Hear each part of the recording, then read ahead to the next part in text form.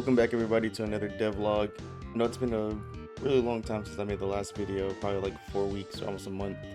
But I got a new job, started doing that. Music videos started picking back up, so I've been editing a lot on videos. But trust me, this whole entire time I've been working on the game, and I'm going to show you pretty much what I have to offer so far. Exploration combat is about 95% done, meaning for the entire combat how I want it, it's about 45-50% done because we still need the other half of combat. But after you've stood up for this long, if you want to check out what I've been doing basically this entire time for the past month, stick around for the video and you can basically enjoy that. So I want to give a quick backstory to how I even got started on this part of the game. And with the enemy, it's called a Libera. It comes from my story that I'm working on. The story is about 7 chapters deep because all those chapters right now pretty much make up a pretty decent demo for the game. And I just kind of paused writing right there until I at least catch up in the game aspect of it. But this is going to be one of the first enemies that you run into because it happens in the book. Him and the beta, which is going to be your AI partner when I get there. They're on the way to the city, and on the way there they get jumped by like 3 of these enemies. So eventually whenever you're playing, you're going to be probably going against 3 of them, but for now we're just going to use 1. And I completely made this up. It's supposed to be a mix of like a cheetah and a parrot. That's why it has parrot wings. And it's gonna have a bunch of different abilities. The way the combat's gonna work whenever you're actually in battle is gonna be a lot different from just setting up the combat. Because exploration is more about setting up the combat, going into it, and stuff like that. Versus actually being inside of the combat, it's more of like, okay, this is where you get to use your abilities, spells, which I'm going to be calling like elementals or abilities, because it's a sci-fi, and stuff like that. I just wanted my combat basically split up instead of being like all in one go. But I built this enemy model in Blender. I'm still tweaking the bones. Like, I imported it inside of Godot and didn't even realize that it was missing half of its bones. So that could be where a lot of my issues are coming from with the enemy right now, but you'll see what I mean by that later on. But I completely made this all in Blender. It was the animations aren't really final. They're more like proxies, just so I can see things working properly inside of the code. I just kept it really simple. Obviously we're going for the PS1 style. A lot of my inspirations came from like early PS1 games. Like there's a monster game, I forgot the name of it, or like the tigers from Tomb Raider and stuff like that. But eventually I definitely plan on going back and making the animations a lot more smoother and a lot more cleaner.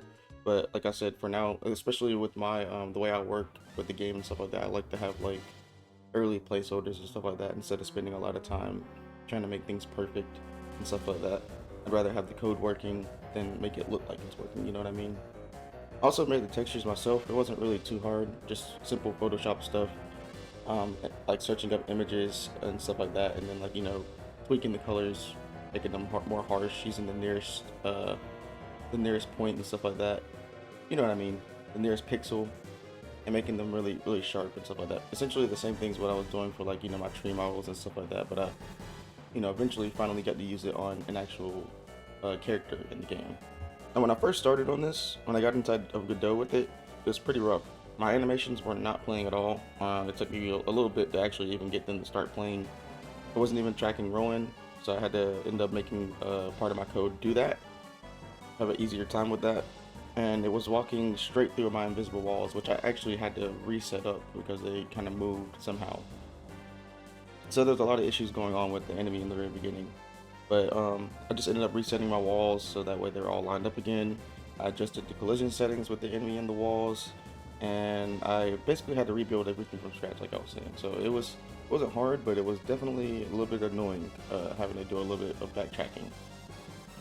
But one of the first things I wanted to work on, which I actually never got to work, at least right now, but that's fine because it wasn't important. But I do kind of want it eventually later on as like final steps for the enemy, but it can hold off for now. One of the first things I wanted was the idle animations that I created for the enemy, because I thought it would be a really cool idea just to give it more life, have more animations for when it's standing still and stuff like that, just so it doesn't have to use the same standard animation. So I was going to use some idle variations that I made, but I couldn't really get them to work in the code. Every time he would pause, eventually when I got the wandering and chase to work, and he was pausing trying to pick a new point, the idle animations would never switch. They were just using the same one, and I really couldn't figure it out. So it's something that I'm still tweaking on, but it's not really that important, so I continue to press forward and just worry about it later. But I do think it would be nice to have enemy AIs just in the game, have different animations and stuff like that whenever they're idle, because it gives a little bit more charm to each character. Now the AI journey part of this was just a ton of trial and error. I'm not even gonna lie. First, I got the wander state for the enemy to be active with the navigation region that I made for the area. It was cool, but the chase system was completely broken. Every time I would get him to be wandering on his own, I could walk up to him and he wouldn't chase me at all. And then there's other moments where eventually whenever the chase state was working, for him to go from wander to chase, he would switch straight to chase state, start chasing me forever. Or as soon as he would get in the range that I set for being able to attack, he would completely just shut off all animations and slide until he collides into something. Or he would just stop in front of me and just completely pause. So there was a lot of things that was going wrong, and I had a little bit of a hard time trying to figure out all that kind of stuff. But eventually I did get the chase state and the wandering state finally working. It got to the point where if I got close, he would chase me endlessly until I was able to outrun him with my run animation, because I wanted it to be where if you were walking, because eventually I'm thinking about adding stamina to the game. If you were walking, enemies could always catch up to you, but if you were to try to run from it, you could outrun it due to your speed. So that was a little bit of tweaking that I had to do as well. I also had to tweak the range of how big the attack range was, and the detection range, because he was able to detect Rowan from across the map, which is going to be a little bit unfair to the player. So I was like, okay, it needs to be like you're in like a wild animal space, but like you're not obviously too close and not too far. So I had to make it a little bit more realistic.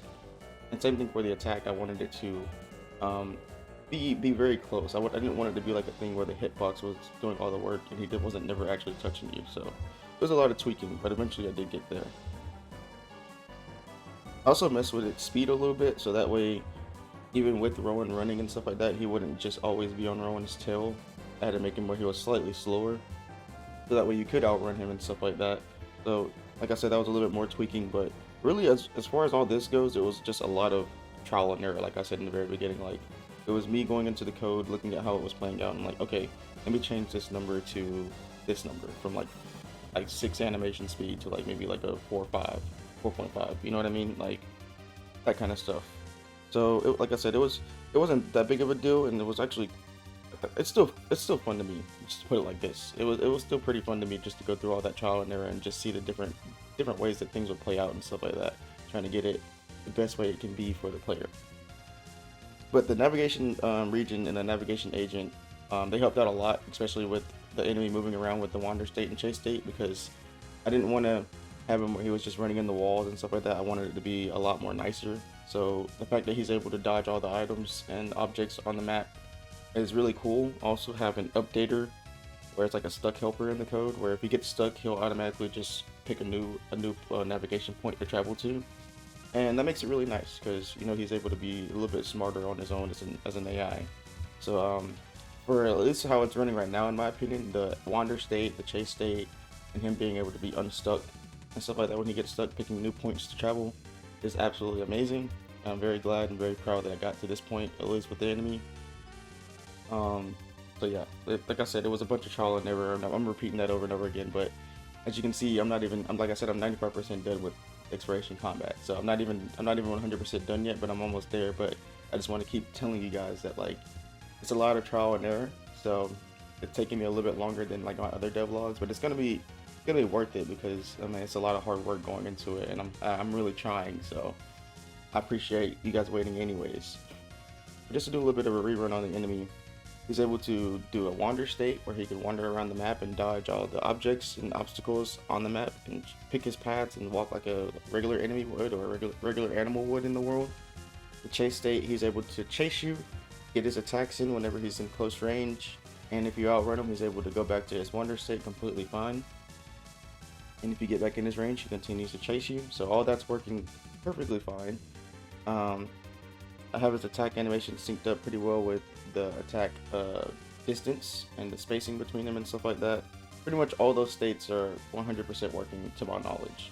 It's way better than what we started with, and like I said, I'm 100% proud of that.